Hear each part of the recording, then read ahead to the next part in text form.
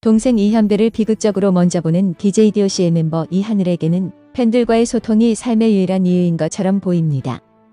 동생의 발인 다음 날부터 이하늘은 연일 자신의 SNS 라이브 방송을 통해 팬들과 소통에 나서고 있는데요. 지난 17일 제주도 자택에서 사망한 채 발견된 이현배는 22일 서울 서대문구에 위치한 신촌 세브란스 병원에서 엄수된 발인식 이후 서울 주모공원에서 화장된 후 경기도 광주시에 위치한 한남공원에 안장되면서 다시는 돌아올 수 없는 머나먼 길을 떠났습니다. 이하늘은 동생의 발인식이 있은 다음 날인 지난 23일에도 라이브 방송을 진행했는데요.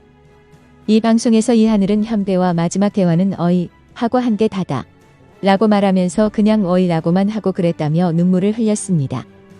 그러면서 이하늘은 현실이 아니라고 생각하고 싶은데 현실이라 무섭다.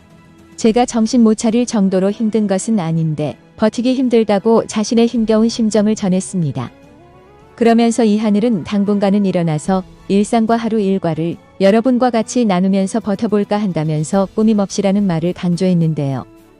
이하늘은 이에 대해서 이미지 관리 그런 거 말고 그냥 사람으로 지금은 내가 힘드니까 좀 더 기대고 의지 좀 하겠다고 말했습니다. 이어 25일 라이브 방송에서는 음악 듣는 게 무서웠는데 여러분 덕에 음악을 들을 수 있게 됐다.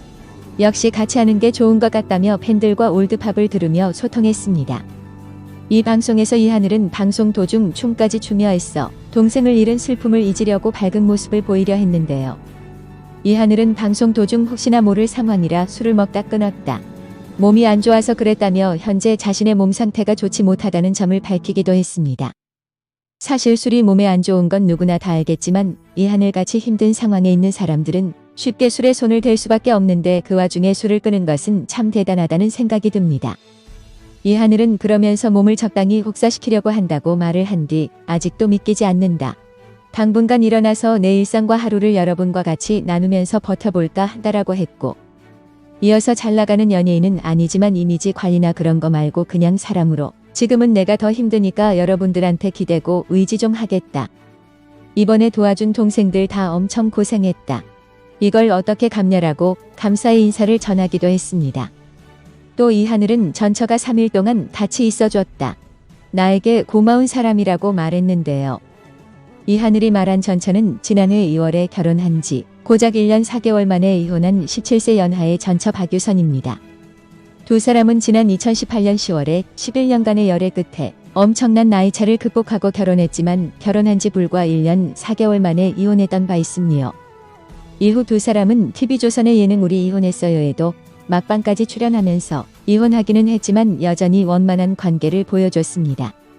또한 박유선도 25일 자신의 인스타그램에 글을 올려 수년 전 유선씨 오빠 하다가 처음으로 형수님 도련님 어색하게 부르면서 서로 멋쩍게 웃던 날이 생각난다며 최근 4개월 동안 못해도 일주일에 한두 번씩은 봤었는데 환하게 웃는 얼굴로 늘 그 자리에 있을 것만 같아서 마음 정리가 잘 되지 않는다고 생전의 이현배의 모습을 회고했습니다.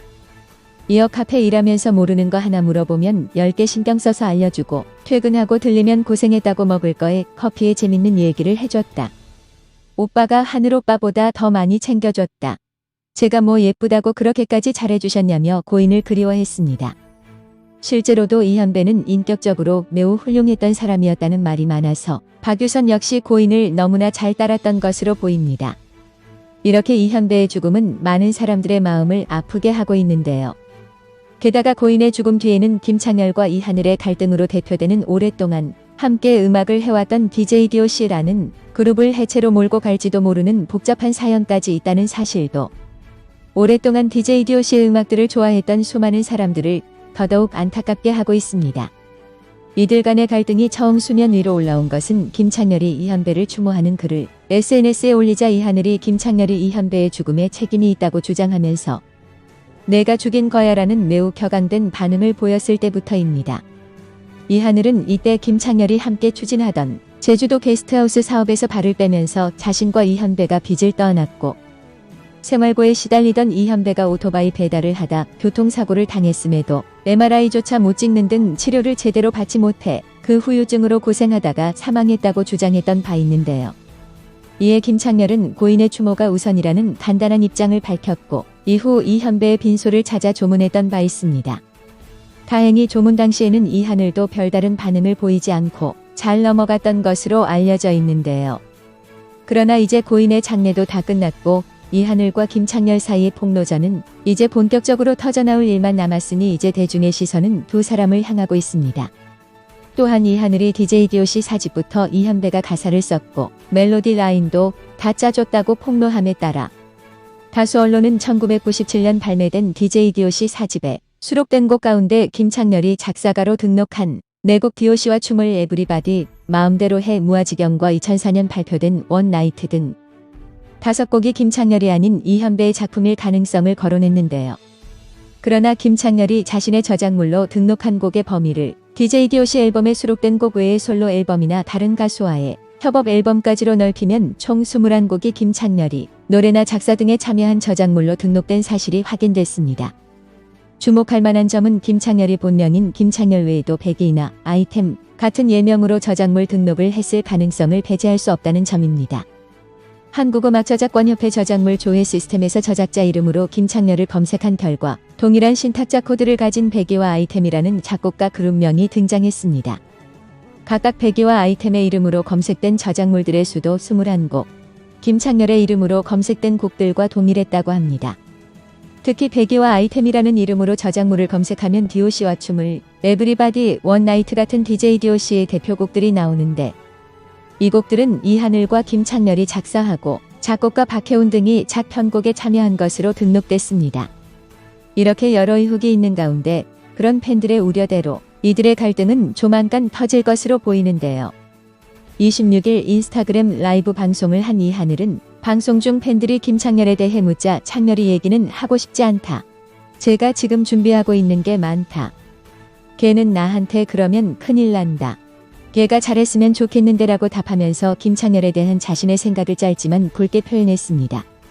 또 이하늘은 이 방송에서 지지난주에 신박한 정리의 촬영을 했다고 밝히면서 지난주엔 바뀐 모습을 찍기로 했었는데 저 때문에 방송이 펑크나게 생겼다. 제작진한테 엄청 미안하다. 곤란하게 해드려 죄송하다고 사과했습니다. 또한 이하늘은 현배방도 정리해서 편하게 쉴 수 있는 방으로 만들어달라고 부탁드렸다. 방송이 나갈지는 모르겠다. 현배가 있을 때의 집 분위기와 없을 때 분위기가 아직 신경 쓸 정신이 없다고 설명했는데요. 그만큼 이하늘도 생각은 많지만 너무 큰일을 당하다 보니 경황이 없는 것으로 보입니다. 대중의 인기를 통해서 먹고 사는 연예인들에게 대중의 평판만큼 무서운 것은 없을 것입니다. 그런데 지금 김창렬은 이런 이야기들이 하나하나 대중의 입에 오르내리는 것부터 이미 대중의 지지를 잃어가고 있다고 밖에 볼 수 없습니다. 특히 이전 방송에서도 다뤄드렸던 여러 논란들을 보면 김창렬은 연예인, 가수 이전의 한 사람의 인간으로서도 매우 심히 그 인격이 의심되는 상황이라 앞으로 연예계 활동을 제대로 할 수 있을지도 의문입니다. 앞으로 김창렬과 이하늘 두 사람 사이의 갈등이 어떻게 전개될지는 지금으로서는 알 수는 없지만 한 가지 확실한 것은 지금까지 이하늘이 폭로한 내용을 김창렬 측에서 반드시 어떻게든 해명해야 한다는 것입니다. 그리고 만일 이하늘이 폭로한 내용들이 모두 사실이라면 지금이라도 대중에게 사죄하고 고인에게도 사죄한 후 DJ DOC를 탈퇴하고 연예계를 영원히 떠나는 것이 팬들에게 그리고 같은 팀원들과 고인에게도 할 수 있는 마지막 도리일 것입니다. 부디 김창렬 측에서 잘 생각을 해서 더 이상 갈등을 크게 만들지 말기를 바라며 오늘 방송은 여기서 마치겠습니다.